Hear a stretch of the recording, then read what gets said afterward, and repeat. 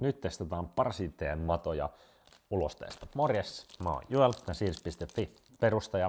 Ja yksi osa tässä mun terveyskuviossa on ollut nyt epäilykset parasiiteista. Ja tällä videolla mä kerron lyhyesti, minkä takia epäilen, että mulla voisi olla parasiitteita ja matoja. Mikä tää testi on, miten mä oon sen tilannut, mitä se on maksanut. Käy lyhyesti läpi, että miten tämä koko prosessi menee. Tämä ei ole ensimmäinen kerta, kun tämmöisiä niin testejä on tehnyt, mitkä lähtee tuonne ulkomaille laboratorioon. Eli pikku riikäppi. Tosiaan mulla on se homealtistus taustalla, sädesienien määrä, aktinobakteerien määrä iholakoholla, borrelia ja liitännäisinfektioita löytynyt kropasta, mitkä sitten selittää, minkä takia se CIRS, Chronic Inflammatory Response Syndrome, eli suomeksi krooninen tulehdusvasteoireyhtymä on päässyt syntymään, eli käytännössä semmoinen tulehduksen noidankehä kehossa. No nyt tilanne on paljon parempi ja olen pystynyt taas treenailemaan ja muuta ja kaikin puolin niin kun oli niin vähintään yhtä hyvässä kunnossa tai hyvin lähelle yhtä hyvässä kunnossa kuin 5 vuotta sitten, mikä on jo iso juttu. Mutta yksi asia, mikä edelleen on testeissä ollut mahdottoman korkealla, on IgE, immunoglobuliini IgE. Ja se niin kun on tämmöinen tai niin testi, mikä kertoo niin allergisesta reaktiosta. Mikä se oikein sana nyt sille on niin siis tämä. No anyway, kun näitä on englanniksi lukenut paljon juttuja, niin välillä ei suomen kielestä aina välttämättä löydä, mutta joo. Kertoo siitä, että jokin allergistyyppinen reaktio kehossa. No, yksi mahdollisuus on, että parasiitit tai madot kehossa nostaa sitä IgEtä. Ja mulla silloin pahimmillaan se oli jopa yli 2000 se luku, monta kertaa. Nyt se on ollut siellä hiukan alle 1000, eli huomattavasti parempi kuin ennen, mutta mun muistaakseni sen pitäisi normaalisti olla niin kuin alle 100. Joku alle 100, mä en nyt ihan tarkkaan muista mikä, mutta kuitenkin niin kuin, jos on alle 100, niin kuin on semmoinen normaali. Niin mulla on se niin kuin 10 kertaa korkeampi ollut tässä, kun mä oon testannut sitä eri ajankohtina, niin se on niin kuin heitellyt siellä 7, 8, 900 siellä paikkeilla, ja se ei niin kuin muuttunut. Elikkä sen tiedän, että kun siitä homealtistuksesta päässyt niin kuin eroon kun terveys lähti paranemaan, niin myös se IgE-arvo tipahti. Mutta se on edelleen ollut jostain syystä kohdalla ja nyt ei ihan tiedetä minkä takia. Ja oireita, mitä nyt epäillään, yksi, että esimerkiksi tässäkin nyt on vähän aamu, mutta et vähän silmäpussia tämmöistä on, ja ehkä kasvot vähän niin kuin nestettä kerännyt, peräaukan ympärillä kutinaa, turvotusta, semmoista vähän niin kuin, että ei tavallaan niin kuin varsinaisesti mitään isoa niin kuin vatsaoireita, mutta semmoinen fiilis, että vatsa nyt ei ihan niin kuin toimi niin kuin pitäisi, siinä on vähän jotain heittoa. Ja sitten se unen kanssa vähän semmoista, että saattaa heräilyä tai muuta, että uni ei ole ehkä ihan niin kuin semmoista kuin se voisi olla. Ja nämä on semmoisia oireita, mitkä saattaisi viitata myös niin kuin parasiittimatoittoon. No, mä oon tässä nyt viimeisen 5 vuoden aikana tehnyt useamman ulostetestin. Ainakin varmaan 4. Ja niissä on, kun niissäkin niin sit on ollut niin parasiitteja matoja testattu, niin onko kerran vai 2 löytynyt pieniä määriä jotain. Eli se on nyt semmoinen, mikä viittasi siihen, että ehkä mulla ei olisi nyt parasiitteja tai matoja, tai se on ainakaan mikään iso ongelma juttu. Mutta toisaalta näissä testeissä on haasteena se, että se riippuu myös esimerkiksi siitä, että mistä kohtaa ulostetta se testi nyt tarkalleen on otettu, että paljonko sitä on siihen näytteeseen tullut, ja ilmeisesti vähän voi vaikuttaa, että onko sattunut just sillä kertaa siihen vuorokauden aikaan, mihin sit se ulostetesti on niin kuin ottanut, ja muuta, niin voi vaikuttaa siihen, että saadaanko niitä siihen näytteeseen, joka menee labraan, tutkitaan.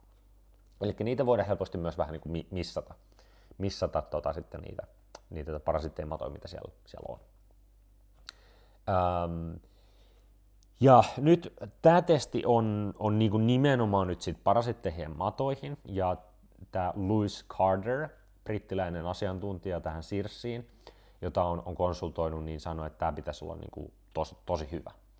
Ja tämä on nyt jännä katsoa, että löytyykö tämän kautta sitten jotain, mikä muuten olisi jäänyt missaamatta. Ja on muitakin asioita, mitä me tällä hetkellä tutkitaan, kun koitetaan selvittää, että miksi mun IgE on niin kuin koholla. Mutta mä tein sitten eri videon niistä eri testeistä jutuista, mitä sen osalta tehdään. Mutta mennään nyt siihen, niin kuin, mistä mä tilasin tämän testin ja mikä tämä niin kuin homma on. Eli tuolla on parasitetesting.com nettisivu, Ja sitten siellä on linkki muistaakseni niiden niin kuin brittisivustoon, ja on joku firma Briteissä, joka tekee sitä niin kuin tänne Euroopan päähän tekee sitä juttua. Eli tämä parasitetesting.com on Meksikossa, ja no esimerkiksi täällä paperissa lukee Laboratorio Analysis Clinicos Nogales Sonora, Meksiko. Eli Meksikossa tämä labra, ja tämä pitäisi vissiin olla tosi hyvä sen takia, että ne tutkii parasittimatojuttuja niin kuin ympäri maailmaa, sinne lähetetään ympäri maailmaa niitä niin kuin näytteitä, ja he on niin kuin erikoistunut siihen. Ja tämä taho, mistä mä tilasin, on Briteissä, ja tämä testi niin kuin näyte lähetetään Britteihin. Se voi olla, että tämä testi käsitellään nyt Briteissä, heillä voi olla siellä ehkä joku oma juttunsa. Itse asiassa tässä lukee joku Arizona, jotain Parasitology Center Arizona. Joo, eli voi olla, että tämä lähtee eka Britteihin ja lähettää sieltä sitten tämän sinne labraan. En tiedä tarkalleen, miten niin tämä tässä menee. Sieltä tuli mulle tämmöinen pakettiboksi, missä on sitten, tämä oli tämmöinen pienempi pakettiboksi-juttu. Siellä on 2 tämmöistä tuupia. Näihin tulee 2 ulostenäytettä, ja tämän kohdalla niin on 2-3 päivän välein otettuna nämä testit. Sitten tuli yksi tämmöinen swappi, mikä tämmöinen tikku, millä sitten kanssa otetaan näyte. Mä kerron kohta hiukan lisää siitä. Ja sieltä tulee englanninkieliset ohjeet. Sitten tämmöinen niin tietolomake, mihin täytetään omat tiedot, nimet ja ja sitten kysyy jotain oireista ja muuta, ja milloin näytteet on otettu, päivämäärät, tämmöiset jutut. Ja no tämä nyt on ensinnäkin se haaste, että kun et tilaa, niin englanniksi pitää toimia. Se ei välttämättä kaikilta niin kuin toimi entuudestaan. Esimerkiksi mä puhun hyvää englantia, mun vaimo on Unkarista, niin kuin päivittäinen kieli periaatteessa niin kuin englanti. Olen joka päivä paljon tekemisissä englanniksi netissä ynnä muuta, sujuu helposti. Ja silti mulla joka kerta, kun mä tilaan jostain uudesta paikasta tai tälleen, niin se on vähän aina kuitenkin semmoinen, että okei, mun pitää nyt soittaa johonkin, selvittää jotain, ja sitten aina välillä tulee kuitenkin jotain tilanteita, missä niinku menee jotain häikkää. Esimerkiksi tämä testi, niin mun piti tää tilata tosi paljon aikaisemmin. Mä lähetin yhteydenottolomakkeelle viestin sinne parasitetesting.co.uk-sivulle, ei kuulunut mitään vastausta. Sitten mä sain Luisen kautta sen puhelinnumeron sille tyypille, joka siellä vastaa näistä jutuista. Mä soitin sille, ja sitten se pyysi lähettää, se kertoi mulle niin emailosteen, että mihin niin lähettää viestin. Mä lähetin viestin. Sitten myöhemmin mä soitin, että hei, ei ollut tullut mitään vastausta, tuliko se perille, sitten ei tullut perille, ja sitten saatiin testi menemään läpi. Eli joskus tässä on myös tämmöisiä niin kuin haasteita, että sitten se joudut vielä niin kuin englannin kielellä ratkoa tämmöisiä juttuja, kun joku viesti ei mene perille tai jotain muuta, tai ehkä voi tulla jonkun lähetyksen kanssa joku ongelma tai muuta. Pääosin mulla on onneksi, mä oon moni tämmöiset testejä tilannut ulkomailta ja lähettänyt labroihin, ne on mennyt aika hyvin, mutta tää ei ole ihan niin kuin helpointa hommaa. Et valitettavasti pienestä paikasta, kuten Suomi, kun täällä ei saatavilla ole näitä testejä, niin sitten pitää niin operoida tuonne ulkomaille päin, ja se lisää semmoisen kompleksisuuden siihen. Toinen asia sitten tietenkin on, että nämä ohjeet, kun on täällä englanniksi, nämä on yleensä ollut aika hyviä, aika kattavia. Siellä aina saattaa olla joku kohta välissä, missä tulee vähän se, että mitäköhän täällä nyt tarkalleen tarkoitetaan, tai saattaa herätä joku kysymys, mutta mitäs jos tälleen. Mutta yleensä nämä on ollut aika hyviä. Ja yleensä nämä on ollut sitten silleen, että totta kai sinne voi laittaa kyssäriä ja varmistaa ennen kuin alkaa näytteitä ottaa, että niin hommat menee oikein. Ja totta kai nykyään on kaikki Google Translate, että sä voit napata kuvan, laittaa tekoälylle, jolla niin se käännystyy, ei nyt sille ongelma. Mutta kuitenkin sekin lisää taas pikkasen kitkaa. No, mulla niin enkku sujui sen verran hyvin, että ei ollut silleen niin vaikeita silleen sen kautta. No, hinnasta. Tää oli nyt sitten kuljetuksen, toimituksen kanssa 377 puntaa 52 penniä. Onko Briteissä? Eikö puhuisi nyt penneistä? Nyt en varmaan senteistä vai penneistä, kun puhutaan täällä penneistä. Eli joku 400 euroa. Tämä on nyt tämä Full GI, eli tämä ei ollut pelkästään se parasittimatojuttu, vaan sitten myös ne testaa muita juttuja, mitkä liittyy suolistoon. Ja mä ajattelin, että mä maksan nyt sen ekstra ajatuksella, että mä en ole hetken ottanut ulostetestiä. Niin mä ajattelin, että no mä otan nyt sitten samalla ton, että sitten se niin mittaa muita juttuja. joten voi olla semmoinen hyvä välitsekkipiste muutenkin, saada vähän muutakin datapisteet kuin pelkästään parasiteista matoista. Tätä ei saa vakuutukseen. Pitäisi tilata suomalaisen toimijan kautta, suomalaisen labran kautta, jotta saa vakuutukseen tämän. Mä en nyt lähtenyt selvittämään, että olisinko mä saanut esimerkiksi, kun mä oon antioksidanttiklinikan kautta tilaillut testejä ja juttuja, niin jos mä saan sieltä lääkärin lähetteen, niin sit voi saada niin kuin vakuutukseen niitä. Niin en nyt lähtenyt niin kuin, sieltä niin kuin asioimaan lääkärin kanssa ja silleen, että hei, että niin kuin pystyisi laittaa lähetteen tähän, onko tämä jonkun, minkä niin kuin teidän kautta saisi silleen tilattua. Mä halusin nyt tämän tilata itse suoraviivastaa asioita. Ja tuossa on muutenkin aika paljon tavaraa, mitä mä oon sinne vakuutuksen kuitenkin niin kuin matkan varrella laittanut, niin sitten välillä mä oon silleen, että okei, mä en nyt lähde niin kuin säätää ja ottaa lääkäriyhteyttä ja maksaa vaikka sitten lääkäritapaamisesta ja sitten kyselee, että onnistuuko tämä, ja sitten taas saattaa mennä kuukausi, kun on silleen, että hei, me ei ole aikaisemmin tilattu tätä testiä, mutta me aletaan selvittää, saataisiko meidän labran kautta tilattua. Sitten menee ekstra aikaa ja säädetään taas lisää, että jos sen saisi sinne niin vakuutuksiin ja muuta. Mutta ymmärrän, että jos on rahan kanssa silleen niin tiukka, että ei ole heittää 400 € johonkin testiin, että sitten niin kantsii sen lääkärin kautta niin asioida. Mutta antioksidanttiklinikka on niin hitsin hyvä ollut, koska siellä tongitaan asioita paljon kokonaisvaltaisemmin.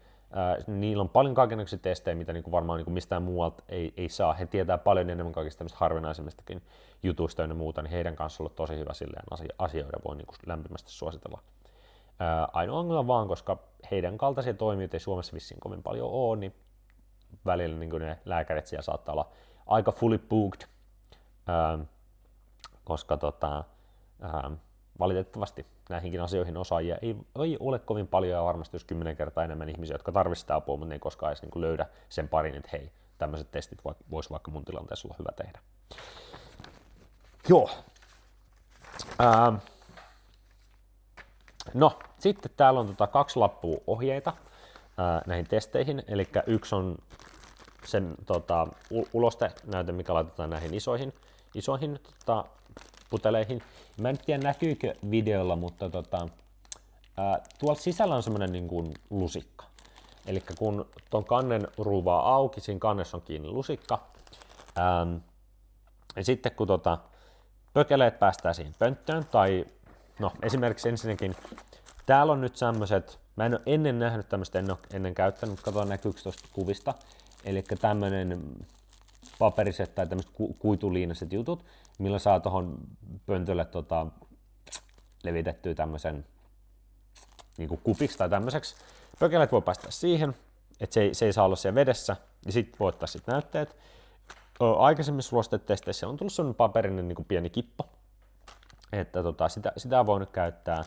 Ja tosiaan näissä on sitten se lusikka tuossa korkissa kiinni, kun sä avaat, niin se lusikka tulee mukana, sitten ottaa näytteen sillä, kaapii tänne puteliin sisään.